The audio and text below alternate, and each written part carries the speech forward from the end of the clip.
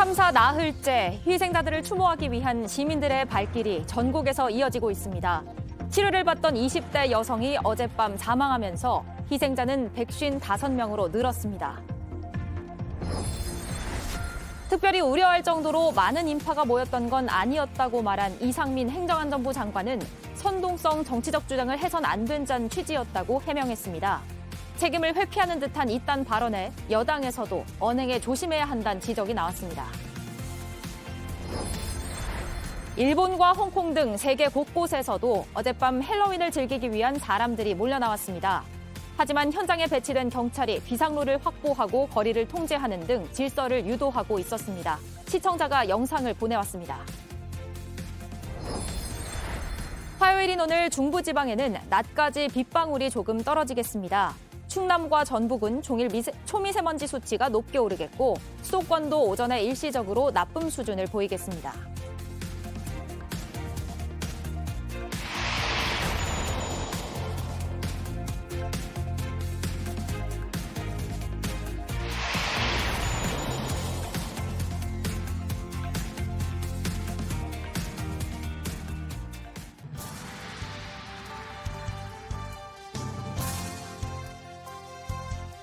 시청자 여러분 안녕하십니까? 아침엔입니다. 지난 주말 이태원에서 안타까운 사고가 일어난 지 오늘로 나흘째, 지금까지 모두 155명이 숨지고 110명 넘게 다친 것으로 집계됐습니다. 곳곳에 희생자들을 기리기 위한 분향소가 마련되면서 전국에서 추모의 물결이 이어지고 있는데요. 오늘 아침엔에서는 피해가 컸던 이번 참사의 원인과 책임을 짚어보고 우리에게 남겨진 상처를 어떻게 대해야 할지 전문가와 함께 알아보겠습니다. 먼저 사고 현장에 나가 있는 취재 기자 연결하겠습니다. 송우영 기자, 아직 이른 시간인데요. 그곳을 찾는 시민들이 꾸준히 계시죠? 네, 사고 현장 인근에 있는 추모 공간입니다. 지금까지 많은 시민들이, 많은 추모객들이 다녀간 곳인데요. 아직 이른 시간이지만 지금도 한 명, 두 명씩 현장을 찾은 시민들 만날 수가 있었습니다. 한 시민은요, 도저히 잠이 오지 않아서 나도 모르게 여기 오게 됐다, 이렇게 말을 했습니다. 현장에는요, 제가 와보니까 국화꽃뿐만 아니라 물과 음료수들, 그리고 빵, 과자, 술, 그리고 인형까지 많은 물품들이 놓여져 있습니다. 여러 시민분들이 저마다의 방식으로 희생자들을 추모하는 모습, 그런 분위기가 느껴지는 그런 현장입니다. 어제 현장을 찾았던 추모객들의 얘기 한번 직접 들어보겠습니다. 토요일에 있었거든요. 그때 제가 그냥 간 게 마음이 좋지가 않아서, 마음이 너무 아쉬워서, 안타까워서 오게 된 것 같아요. Old people are very young. Can be us. 네, 많은 분들께서 마음을 모아주고 계신데요. 그런데 안타까운 소식이 또 있었죠. 사망자가 한 명 늘었다고요? 맞습니다. 어제 20대 부상자 한 명이 추가로 숨지면서 사망자가 한 명 더 늘었습니다. 그래서 현재까지 사망자는 155명으로 늘었습니다. 부상자도 중상자 30명을 포함해서 모두 152명으로 늘었습니다. 사망자는 20대가 103명으로 가장 많았고요. 외국인 사망자는 26명입니다. 네, 사고의 원인을 밝히기 위한 경찰의 수사도 진행이 되고 있죠. 네, 경찰은 대규모 수사 본부를 꾸렸습니다. 일단 사고 당시가 정확히 어떤 상황이었는지 구체적인 상황을 파악하는 데 일단 주력하고 있습니다. 어제 국과수 등과 함께 합동 현장 감식도 벌였습니다. 이 과정에서 사고 현장 근처를 찍고 있는 CCTV 52대도 확보해 분석 중이라고 설명을 했습니다. 사고 당시에 누군가 밀라는 외침이 들렸고 또 사고가 일어났다는 목격담도 나오고 있기 때문에 이것이 사실인지 등을 포함해서 다양한 수사가 이루어질 걸로 보입니다. 지금까지 서울 이태원역 사고 현장 인근에서 JTBC 송우영입니다. 이번 참사의 희생자들 가운데는 10대도 있습니다. 중고등학생을 비롯한 모두 11명의 청소년들입니다. 교육당국도 이제부터는 학교에서나 사회에서나 인파가 몰리는 곳에 갔을 때를 대비한 안전교육을 시작하겠다고 했습니다. 조보경 기자입니다. 고등학교 2학년 A군은 학교 친구 3명과 이태원에 갔다 참변을 당했습니다. 친구 2명은 가까스로 빠져나왔지만 A군과 다른 친구 1명은 돌아오지 못했습니다. 조용한 성격이었지만 배려심이 깊었습니다. 원래 심성이 착했어요. 인사성도 정말 바르고 생일도 친한 지 얼마 안 됐는데 진짜. 충격을 받은 아버지는 빈소를 지키다 쓰러졌습니다. A군을 비롯해 이번 참사로 숨진 10대는 모두 11명입니다. 중학생 1명, 고등학생 5명이고 모두 서울 학생들입니다. 학교 밖 청소년도 있고 교사도 3명 희생됐습니다. 교육부의 안전교육 7대 영역 표준안입니다. 생활안전과 재난안전, 응급처치 등이 포함돼 있습니다. 재난안전 중 화재나 폭발, 테러 등에 대한 안전교육은 있지만 밀집 지역에 대한 건 없습니다. 학교 안전교육에서도 인파가 몰리는 밀집 지역의 위험성을 경고하지 않은 이유입니다. 헬로윈 행사가 많은 주말을 앞두고는 각 학교에 학생 안전공지도 없었습니다. 교육부는 이번 참사를 계기로 밀집 지역에 대한 학교 안전교육을 보완하겠다고 밝혔습니다. 서울시 교육청도 희생자가 나온 학교에 특별 상담실을 설치하고 치료비 등을 지원하기로 했습니다. JTBC 조보경입니다. 이렇게 아무런 통제가 없던 사고 현장에선 참사가 일어나기 전부터 여러 위험 신호가 있었습니다. 사람들이 처음으로 쓰러지기 1시간 전쯤 한 시민이 파출소에 찾아가 사고가 날 것 같다, 통제가 필요하다고 얘기하기도 했습니다. 하지만 돌아온 답은 경찰도 들어가기 어렵다였습니다. 이가혁 기자가 보도합니다. 대규모 압사 참사가 나기 1시간 전쯤인 지난 29일 밤 9시 16분쯤 이태원에서 인터넷 실시간 방송을 하던 한 시민이 방송 도중 인근 파출소에 갑니다. 골목길 인파 속에서 겨우 빠져나왔는데 갖고 있던 핸드백을 잃어버렸기 때문입니다. 왔는데 사람들이 계속 밀어요. 안에 지금 사고 날 것 같아요. 저기. 딱 나왔는데 밀려서 나왔는데 가방이 없어진 거예요. 어디서 잊어버렸는지 제대로 모르시겠네요. 아침이면 저희 유실원에서 들어올 텐데 그때까지 기다리셔야 되고요. 이 경찰은 골목길 진입이 어렵다고도 말합니다. 저희도 지금 거기 들어가기 좀 어렵거든요. 이어 이 시민은 사람들이 다칠 것 같다며 통제가 필요하다고 말합니다. 근데 저기 통제가 좀 필요할 것 같은데? 진짜 다칠 것 같아요. 일단 하러 나가고 있는데. 네. 아니 사람들이 그냥 밀어요 위에서. 어디 중간에 다칠 것 같은데?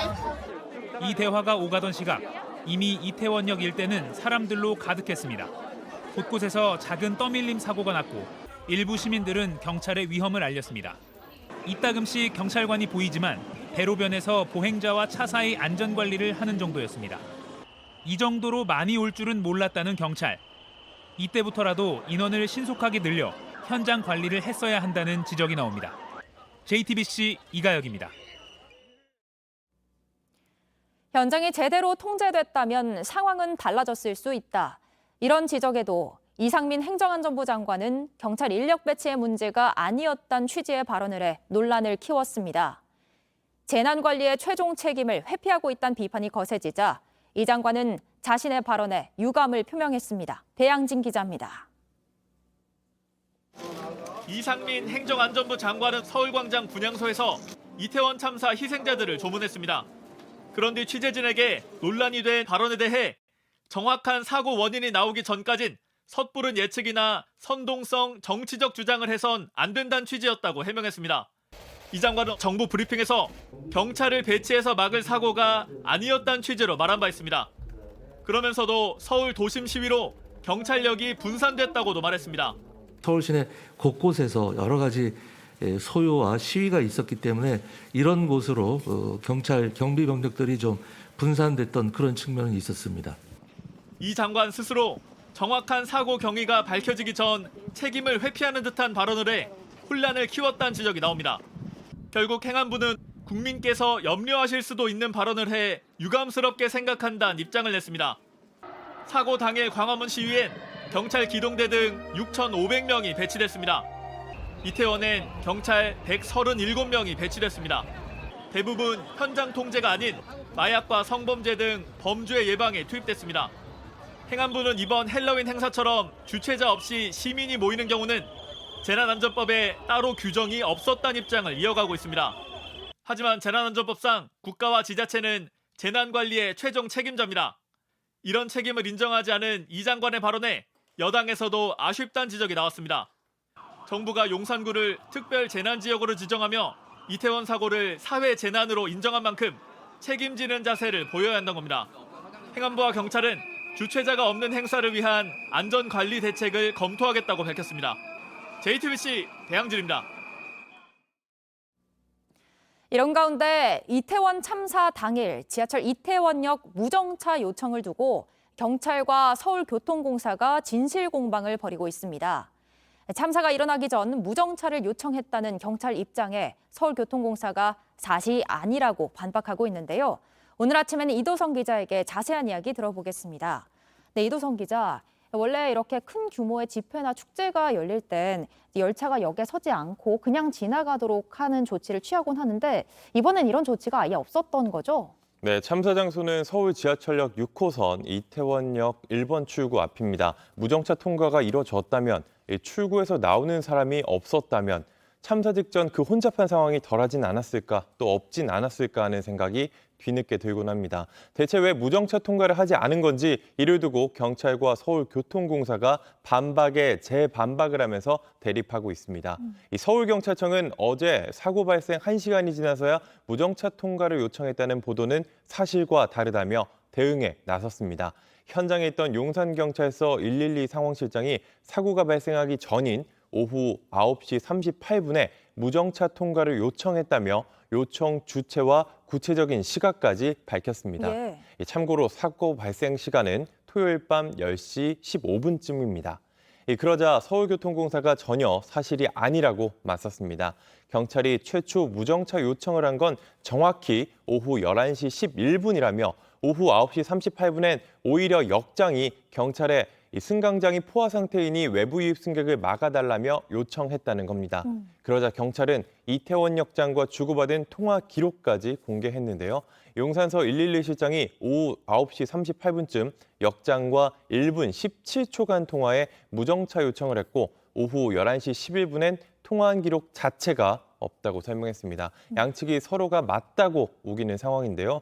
어쨌든 확실한 사실은 참사 전까지 모든 열차는 이태원역에 정차를 했고 계속해서 인파가 몰렸습니다.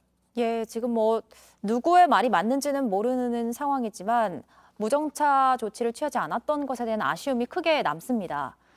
또 이 참사 전에 이미 압사 사고가 날 수도 있다 이런 우려가 나왔지만 후속 대책이 마련되지 않았다는 얘기도 있어요. 네, 한 매체가 보도한 내용인데요. 이번 참사가 일어나기 사흘 전 경찰과 용산구, 이태원역 그리고 이태원 상인단체가 모여서 회의를 했다고 합니다. 여기에서 상인단체가 3년 만에 사회적 거리두기 없는 헬로윈에 인파가 쏠릴 것을 우려해 안전 문제를 제기했다는 겁니다. 예. 압사 사고를 포함한 안전사고가 발생할 수 있으니 거리에 있는 테이블 등을 치워야 한다는 지적입니다.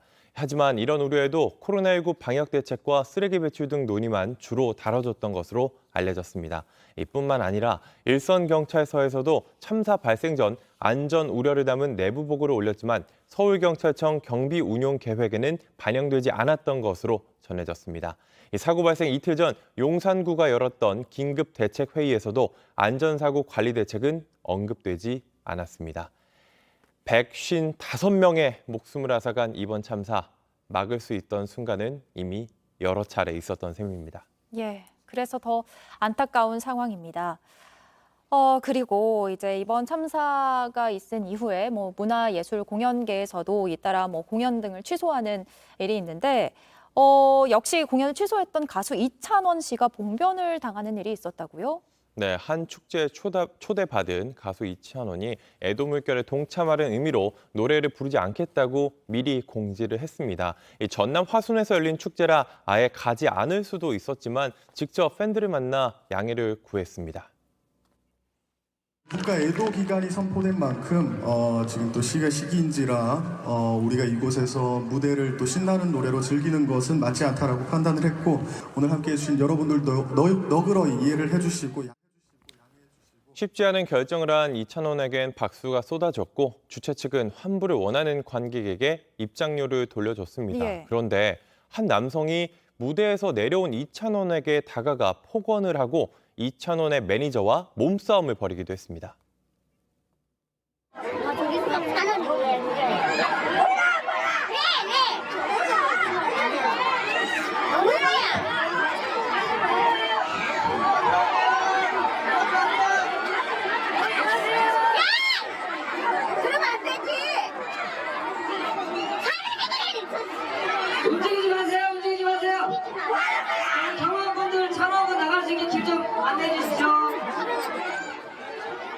당시 상황을 볼 수 있었는데요. 다행히 큰 사고 없이 끝났지만 자칫하면 위험한 상황이 연출될 수 있었습니다. 네. 이찬원 측은 이후 경미한 어필이 있었지만 큰 문제는 없었다고 밝혔습니다.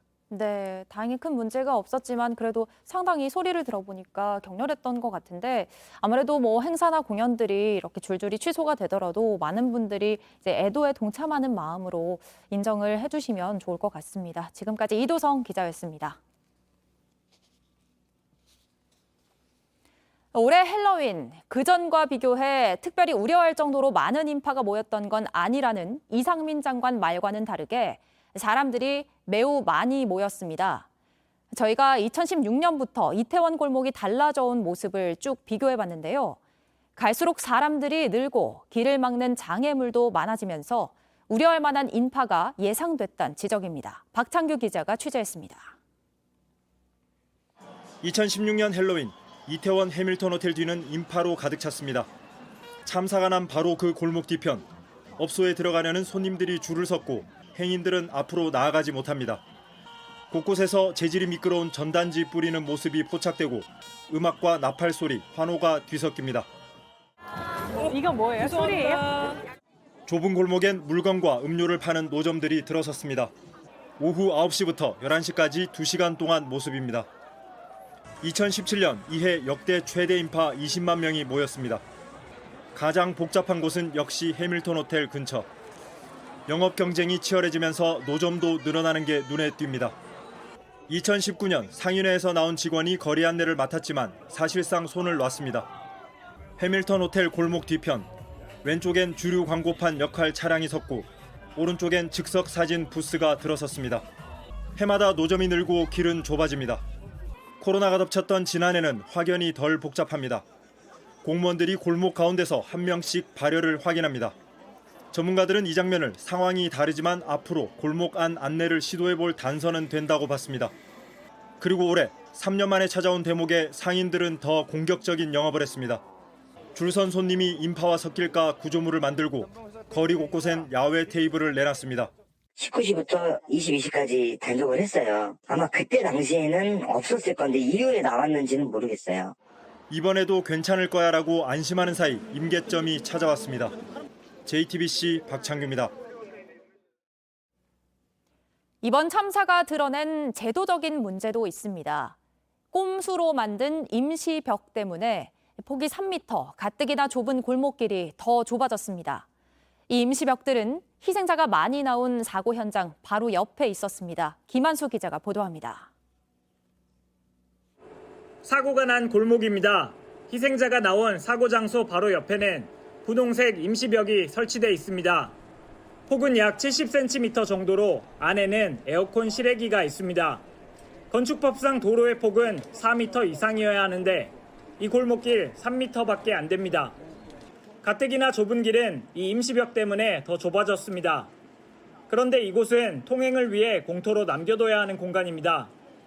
실제로 2016년에 이 공간에 건축물이 있었지만 구청으로부터 지적을 받고 철거됐습니다. 그런데 남아있는 임시벽은 불법은 아닙니다. 지붕이 없어 건축물이 아닌 것으로 보기 때문입니다. 호텔 측도 가벽만 세워 건축물이 아닌데다 20년 동안 계속됐기에 문제가 없다고 주장합니다. 그러나 전문가들은 꼼수라고 지적합니다. 도로가 건축물과 연결할 때는 그 사이에 여유 공간을 확보해야 합니다. 전기가 많이 소요되고 그래서 편법으로 여유 공간을 설치를 해버리는 거죠. 근처 다른 골목길도 상황은 비슷합니다. 해밀턴 호텔의 건축물 대장입니다. 호텔 뒷면 17제곱미터가 무단 증축됐다며 건축물 대장에 위반 건축물이라고 적혀 있습니다. 지도로 확인해보니 사고가 난 골목 근처입니다. 사고 당일 사진에서도 사람들 통행에 지장을 주는 걸 볼 수 있습니다. 길이 더 좁아졌기 때문입니다. 이에 대해 호텔 측은 영업을 위해서 과태료를 내고 사용하고 있다면서 이번 사건과 무슨 관계가 있다는 건지 모르겠다고 답했습니다. 하지만 전문가들의 생각은 다릅니다. 참 안타깝네요. 이게 장애물로 작용하고 시야를 제한하게 되고 부정적인 결과를 초래하는데 영향이 있었을 것 같다는 느낌이 드네요. 확실히. JTBC 김한수입니다. 네, 이번 헬로윈 해외 곳곳에서도 행사와 축제가 열렸는데요. 오늘 아침엔 월드에서는 해외에서는 이번 헬로윈 기간 어떻게 사고를 예방하고 있었는지 알아보겠습니다. 아침엔 월드 유미애 기자 만나보겠습니다. 네, 유 기자, 일본이나 홍콩 이렇게 우리 이웃 나라의 경우에는 대응할 수 있는 매뉴얼을 미리 준비해 놓고 있었다고요? 네, 시청자께서 헬로윈 당일인 어젯밤 일본의 영상을 직접 찍어서 보내주셨습니다. 예. 도쿄의 대표 번화가이자 헬로윈의 성지로 불리는 시부야 지역인데요. 일본에서도 코로나 이후 3년 만에 헬로윈을 즐기기 위해 수만 명의 인파가 몰렸습니다. 네, 하지만 영상 보시면 곳곳에서 경찰이 질서를 유도하고 있는데요. 예. 직접 들어보시겠습니다. まもなく信号が青に変わりますが、信号を横断することはできません。道の皆様、左側への通り抜けをお願いします。警察官の整理誘導に従い、センター台。 네, 특히 확성기를 든 경찰이 직접 지휘차에 올라 인파 상황을 내려다보며 안내하는 DJ 폴리스들도 교차로 각 모퉁이에 배치가 됐습니다. 예. 네, 홍콩 역시 헬로윈 기간 경찰이 조직적으로 대처에 나섰는데요.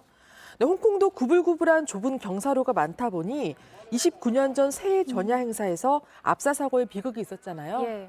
이후 비상로 확보 등 사고 예방 대책을 시행하고 있습니다.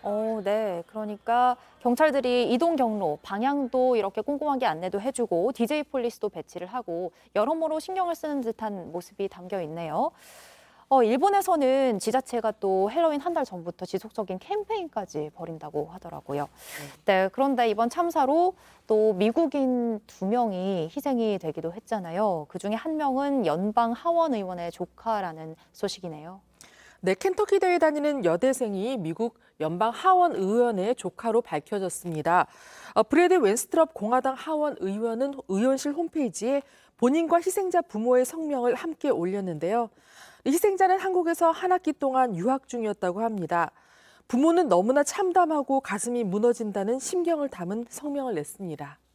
네, 마음이 무겁습니다. 다음 소식으로 넘어가 보겠습니다. 인도에서도 축제가 열렸는데 인파가 몰려서 다리가 무너졌다고 합니다. 사망자 수가 더 늘어나고 있어요? 네, 영상 보시면서 설명드리도록 하겠습니다.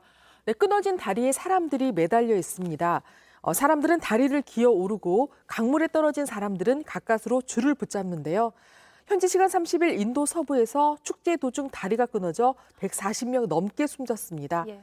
네, 대부분 혼자 헤엄쳐 나올 수 없는 어린 아이들이었는데요. 잠시 목격자 인터뷰 들어보시겠습니다. 네.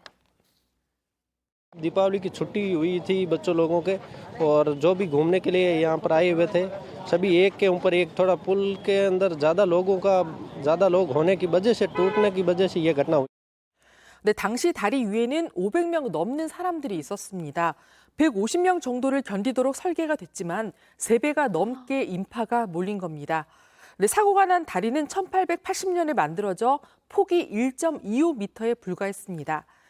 다리를 지탱하던 케이블이 끊어지면서 몇 초 만에 다리가 무너졌고 다리 위 사람들이 그대로 강물에 빠진 겁니다. 현지 경찰은 수색이 진행 중이다 보니 사망자 수는 더 늘어날 걸로 보고 있습니다. 예, 많은 인파가 몰려서 비롯된 사고라는 점에서 남일 같지 않습니다. 마지막 소식도 전해주시죠. 네, 브라질 대통령 선거 뉴스인데요. 남미 좌파의 대부인 룰라 전 대통령이 어제 당선됐습니다. 3선 의원도 아니고 3선 대통령이 나온 건데요. 브라질 역사상 3선 대통령은 처음입니다. 이로써 중남미 주요 6개국이죠. 브라질, 멕시코, 아르헨티나, 페루, 콜롬비아, 칠레에 모두 좌파 정권이 들어서게 됐습니다. 10%가 넘는 물가 상승률과 실업률 급증, 여기에 코로나19 대응 실패 등 현 정부의 실정이 현 대통령 대신 룰라를 선택하게 했습니다. 네, 그렇군요. 네, 오늘 아침엔 월드 여기까지 듣겠습니다. 지금까지 유미애 기자였습니다.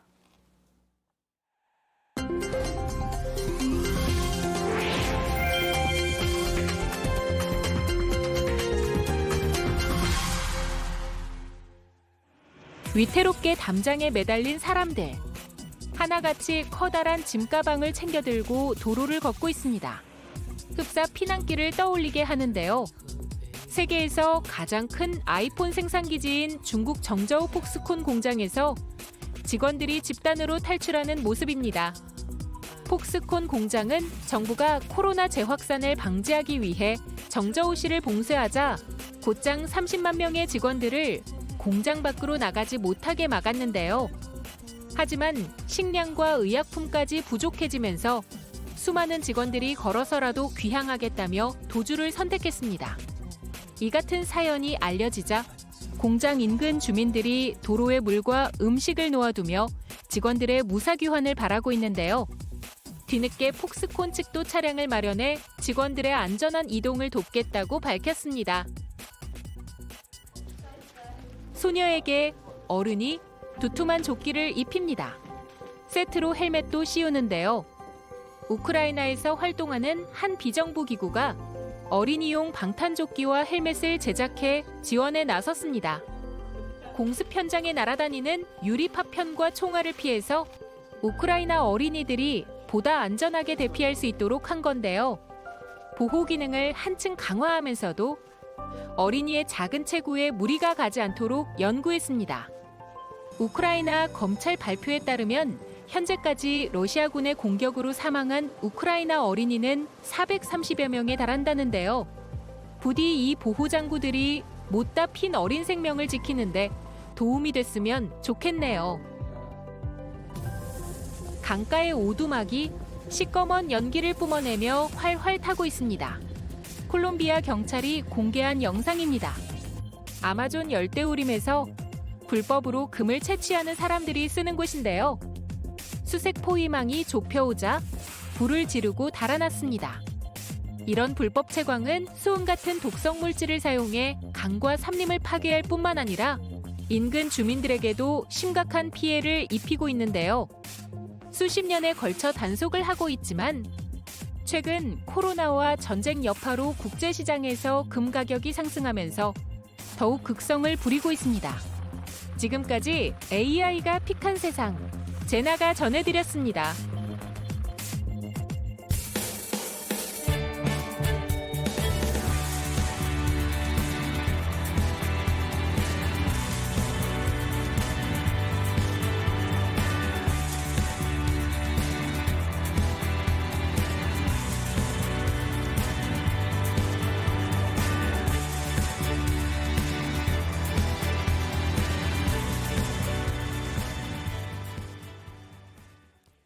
참사 관련 소식 이어가겠습니다.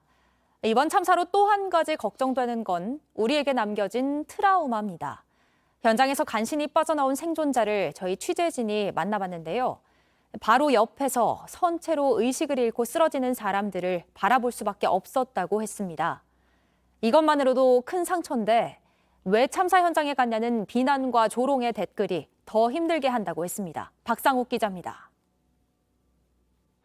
29일 밤 내리막길 한복판에 서 있었습니다. 그냥 10초, 15초도 안 되게 슥 넘어갔고요. 사람이 낑기니까 내리막길에서 왼다리는 거의 약간 까치발 상태로 점점 압박은 심해졌습니다. 그냥 거의 죽을 것 같다. 그냥 좀 저도 처음 느껴보는 정도의 압력을 몸으로 겪은 거라 목소리도 숨을 내뱉으면서 이제 보내는 건데 그거 자체가 안 되니까 바로 옆에 있던 한 여성은 선체로 의식을 잃었습니다. 사람이 앞뒤 양옆으로 다 낑겨 있다 보니까 넘어지진 못하고 제자리에서 그냥 이제 늪에 빠진 사람처럼 바닥으로 쑥 내려가시더라고요. 붙잡았지만 끌어올릴 힘이 없었습니다. 겨우 빠져나왔지만 그날의 기억을 잊기 힘듭니다. 한 번이라도 그 반대편으로 나가셔가지고 더 이상 좀 진입하지 말고 그 자리에 가만히만 있어달라라고 했으면은 조금 더 희생자가 덜 나오지 않았을까. 어제 하루 종일 그 생각만 들더라고요. 온라인에 올라오는 댓글은 더 힘들게 합니다. 기사나 뭐 뉴스나 댓글 같은 거를 보게 되더라고요. 온라인이라고 너무 좀 조롱도 하시고 좀 비난도 하시고. 평범한 직장인으로 살다 하루 정도는 조금 다른 시간을 보내고 싶어서 간 곳이었습니다. 희생자도 다친 사람도 모두 이런 주변의 평범한 사람들이었습니다. JTBC 박상우입니다. 가려지지 않은 채, 정제되지 않은 채 온라인에 유포된 사고 당시 영상을 본 시민들이 큰 충격에 빠지기도 했습니다. 우리 사회의 트라우마를 키우는 원인으로 지목되는 대목인데요. 정부가 더 신속하게 대응할 필요가 있어 보입니다. 계속해서 이가람 기자입니다. 사고 현장에서 촬영된 사진과 영상은 이태원 참사 소식을 가장 발빠르게 알렸습니다. 하지만 여전히 온라인에선 모자이크 처리가 되지 않은 자료들이 공유되고 있는데 이태원 참사에 대한 충격을 더욱 키우고 있다는 지적이 나왔습니다. 희생자들에 대한 편견을 조장하는 등의 비방글은 유족에게 더 큰 트라우마로 작용하기 때문입니다. 고인의 명예가 훼손되는 영상과 콘텐츠를 접했을 경우에 충격은 더욱더 커지고 일상으로 복귀하는 그 회복이 더욱더 늦어질 수 있기 때문에 정부가 대응에 나섰습니다. 방송통신심의위원회는 자극적인 현장을 여과 없이 노출한 사진과 영상 11건에 대해 삭제 또는 접속 차단의 시정 요구를 결정했습니다. 육체적, 정신적 고통을 사실적이고 구체적으로 표현해 혐오감을 줘서 관련 규정을 위반했다고 판단한 겁니다. 또 경찰은 희생자의 명예를 훼손한 게시글 6건에 대해 조사에 착수했습니다. 악의적인 비방글과 신상정보 유포 행위에 대해선 고소가 없더라도 적극적인 수사 착수를 검토할 예정입니다. 하지만 조치 속도보다 영상 등이 빠르게 퍼졌습니다. 이에 대해 방심위와 경찰은 유족의 2차 피해를 막기 위해 규정을 위반한 이태원 참사 관련 게시물을 더 면밀히 모니터링하겠다고 밝혔습니다. JTBC 이가람입니다. 네, 앞서 리포트에서도 보셨듯이 참사 현장에 있었던 사람들뿐만 아니라 우리 사회 전체가 트라우마를 겪고 있습니다. 모두가 마음의 안정을 조금씩 되찾고 애도의 시간을 가지는 게 필요할 텐데요. 최명기 정신과 전문의 모시고 어떻게 극복할 수 있을지 얘기를 나눠보겠습니다. 네, 원장님 안녕하세요. 네, 안녕하세요. 네, 사실 저도 과거에 어떤 한 장소에 갔다가 깔렸던 적이 있어요. 그래서 이번 일이 정말 남일 같지가 않더라고요.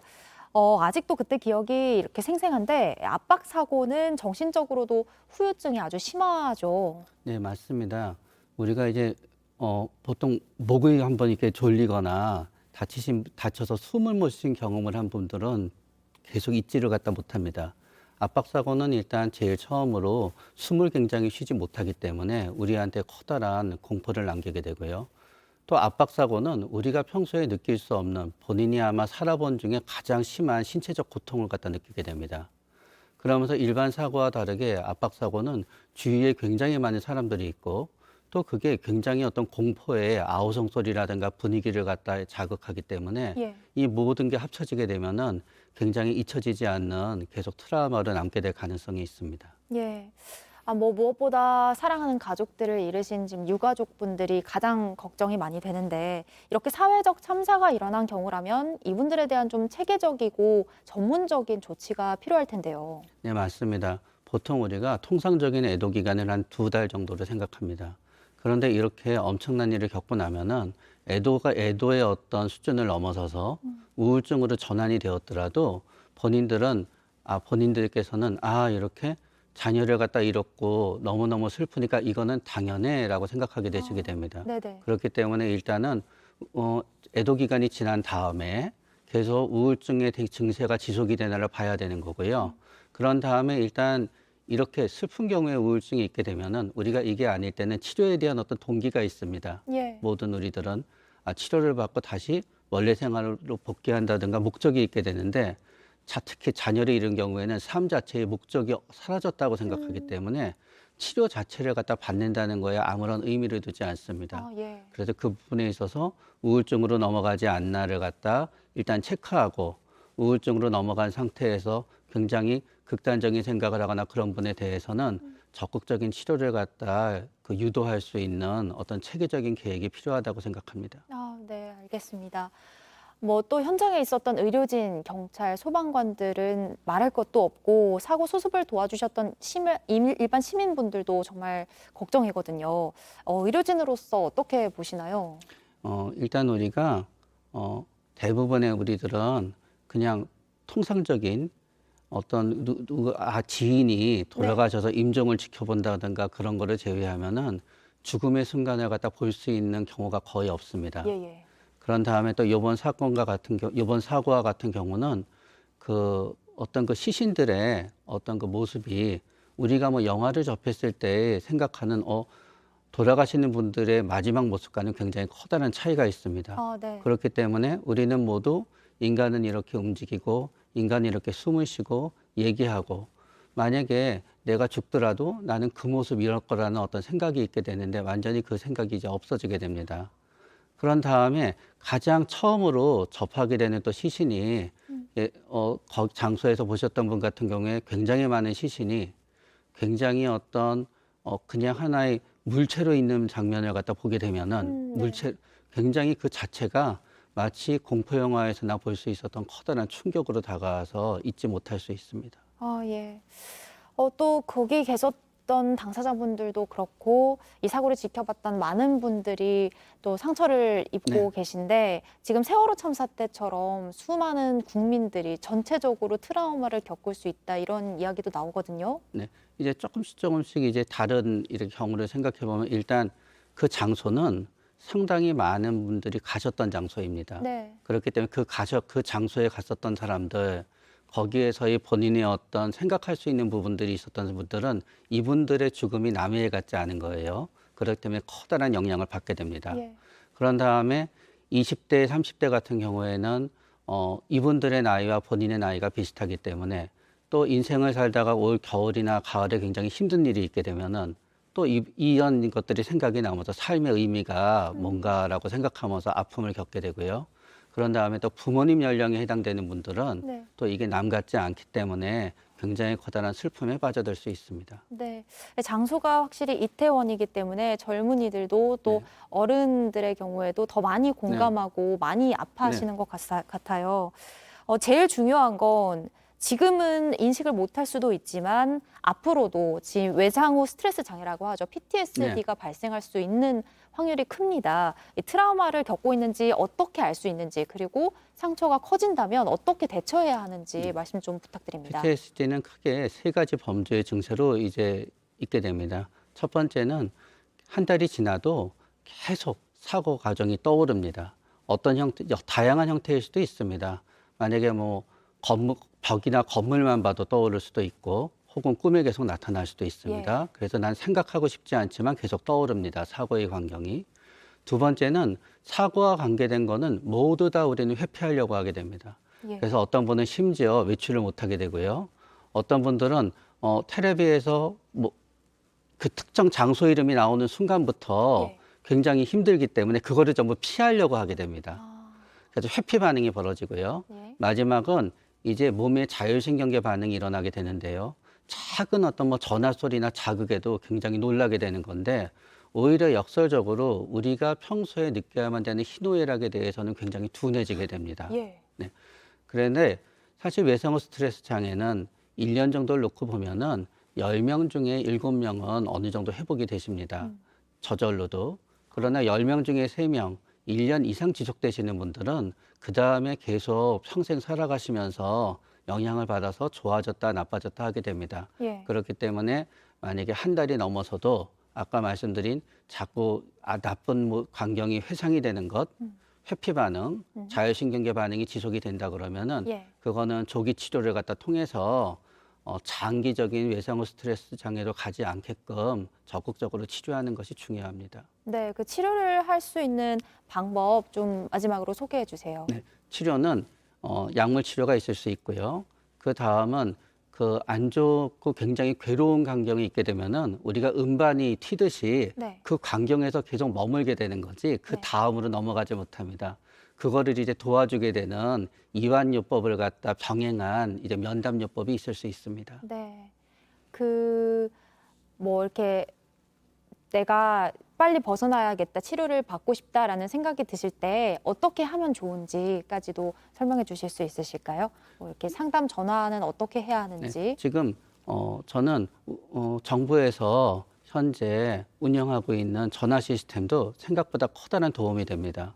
과연 내가 겪고 있는 이 부분이 그냥 통상적인 애도에 해당되는 건지 아닌지를 갖다 전화해서 그냥 자연스럽게 나에 대해서 얘기를 하다가 보면은 우리 상담하시는 분들이 판단하게 됩니다. 네. 그러면 그분들이 이제 얘기해 주시게 됩니다. 아무래도 병원 치료를 받으셔야 되겠어요. 전문가의 도움을 받으셔야 되는 정도입니다. 라고 하게 되면은 그분들이 의견대로 해서 병원이나 다른 또 전문가의 도움을 받도록 하게 되는 것도 굉장히 좋은 방법이 됩니다. 네, 여기까지 말씀 잘 들었습니다. 지금까지 최명기 정신과 전문의 도와주셨습니다. 네. 고맙습니다.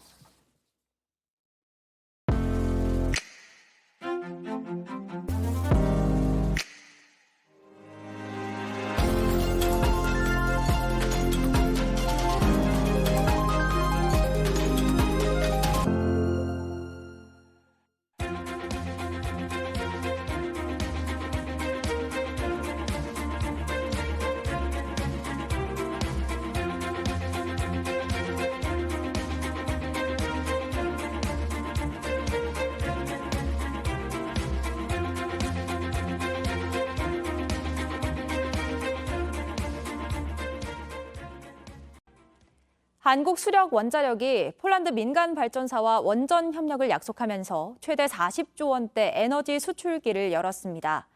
지난 주말 폴란드 정부가 원전 사업자로 경쟁했던 미국 기업을 선정했다고 발표한 바 있는데요. 반전의 드라마를 만든 셈입니다. 한국형 차세대 원전을 수출하게 된 건 2009년 아랍에미리트에 이어 13년 만입니다. 보도에 이주찬 기자입니다. 산업통상자원부와 폴란드 국유재산부 양국 장관이 한국형 차세대 원전의 개발계획 협약서에 서명했습니다. 한국수력원자력이 폴란드 민간발전사 제팍 등이 추진하는 원전 건설 협력 계획에 두 나라 정부가 지원한다는 내용입니다. Dziś mamy energetykę w znacznej mierze, w zdecydowanej większości. Naszą ambicją jest zbudować polski miks energetyczny w oparciu o 이번 사업은 한수원이 폴란드 갈탄발전소 부지에 1.4기가와트 규모의 한국형 원전 2기 또는 4기까지 짓는다는 계획입니다. 2026년 착공해 2033년 원전을 가동하는 게 목표입니다. 원전업계에서는 이번 사업 규모가 최대 40조 원을 넘을 것으로 보고 있습니다. 사업 추진에는 최근 한국과 폴란드의 안보 협력 강화 분위기가 한몫했습니다. Agresja Rosji na Ukrainę, brutalna wojna, która toczy się u granic Polski, pokazała i unaoczniła nam wszystkim, jak ważne jest bezpieczeństwo państwa. W obu tych obszarach współpracujemy z naszymi strategicznymi partnerami, Stanami Zjednoczonymi i Republiką Korei. 앞서 폴란드 정부 주도로 추진되는 원전 건설 사업은 미국 웨스팅하우스에게 넘어갔지만 이와 별도의 민간 주도 사업은 한수원이 유리한 고지를 선점하게 됐습니다. 하지만 최종 본계약이 남아있고 앞으로 수출 확대를 위해서는 미국 민간 기업의 견제에 대비해야 하는 만큼 마냥 순탄치만은 않다는 분석도 나오고 있습니다. JTBC 이주찬입니다. LG화학이 올해 3분기 예상보다 좋은 실적을 기록했습니다. 매출이 14조 1,777억 원으로 1년 전보다 34% 늘었고 영업이익은 9,012억 원으로 24% 늘었습니다. 석유화학 부문은 경기 침체 우려로 수요가 줄며 수익성이 떨어졌지만 배터리용 첨단 소재 부문에서 실적을 높였습니다. 저희가 준비한 소식들 여기까지입니다. 오늘도 함께 애도하고 서로를 위로할 수 있는 하루가 되기를 바랍니다. 오늘도 함께해 주신 여러분 고맙습니다.